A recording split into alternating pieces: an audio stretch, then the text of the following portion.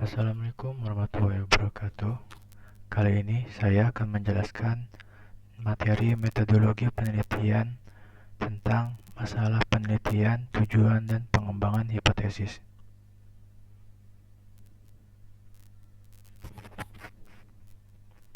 Pertama, menemukan isu-isu penelitian. Untuk menemukan isu-isu penelitian, kita dapat menentukannya dengan atau berdasarkan urgensi penelitian yang berupa kesenjangan teoritis, kesenjangan empiris, dan kesenjangan praktik.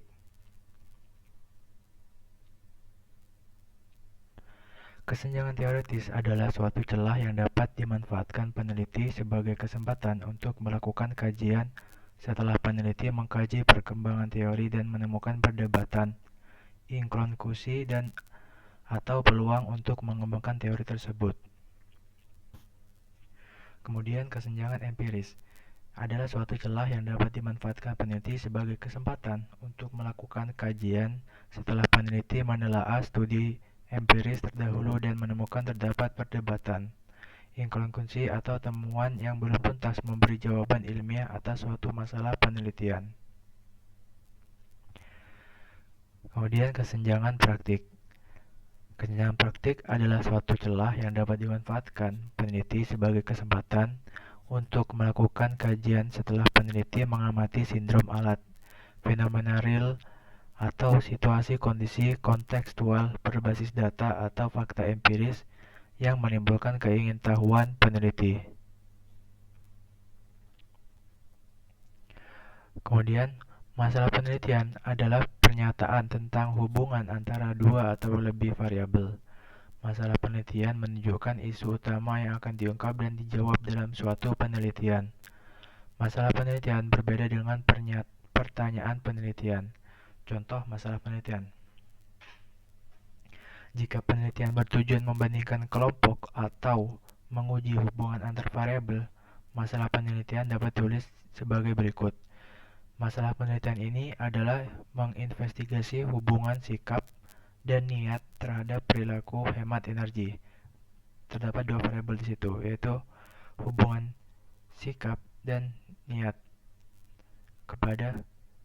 terhadap perilaku hemat energi. Kemudian pertanyaan penelitian. Pertanyaan penelitian adalah pernyataan prediktor tentang hubungan antar variabel, namun tidak menyebutkan secara khusus bentuk reduksi. Berikut apakah ada perbedaan sikap antara kelompok yang diberi perlakuan pembingkaian pesan positif dengan kelompok yang diberi perlakuan.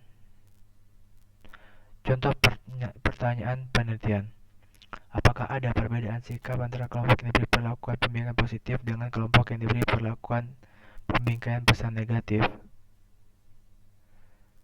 Nah, kemudian ada hipotesis, yaitu adalah pernyataan prediktif tentang hubungan antar variabel, namun hipotesis menyebut secara khusus bentuk reduksi. Contoh, partisipan yang diberi perlakuan pembingkaian pesan positif akan memiliki sikap hemat energi yang lebih baik dibandingkan dengan partisipan yang diberi perlakuan pembingkaian pesan negatif. Kemudian ada tujuan penelitian. Tujuan penelitian harus disusun konsisten dengan pertanyaan penelitian. Jika pertanyaan penelitian adalah menanyakan hubungan asosiasi atau pengaruh antar variabel tertentu, tujuan penelitian adalah menguji hubungan asosiasi tersebut. Sebagai contoh, pertanyaan penelitian yang muncul adalah, apakah terdapat hubungan antara skor TPA calon mahasiswa dengan skor IPK mahasiswa selama atau pada akhir kuliah? Tujuan penelitian sebaiknya disusun secara eksplisit. Kejelasan tujuan penelitian terlihat pada kalimat menguji hubungan di atas. Tujuan penelitian yang kurang eksplisit dan tidak konsisten dengan pertanyaan penelitian akan mengaburkan arah proses penelitian. Kemudian kontribusi penelitian. Kontribusi penelitian terdiri atas teoritis, praktis, dan metodologis. Kemudian pengembangan hipotesis.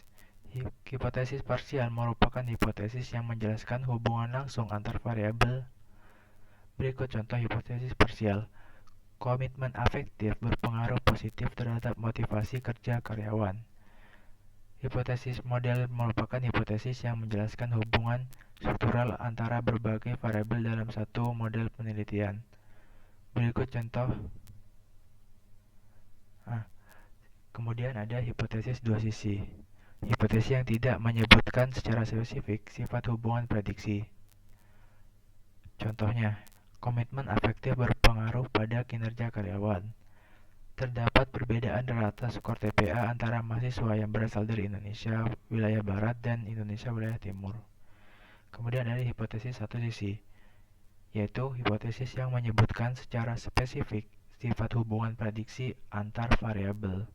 Contoh, komitmen afektif berpengaruh positif pada kinerja karyawan. Rata skor TPA mahasiswa yang berasal dari Indonesia wilayah Barat lebih tinggi dibandingkan rata skor TPA mahasiswa yang berasal dari Indonesia wilayah Timur. Sekian, hanya itu yang bisa saya sampaikan. Terima kasih.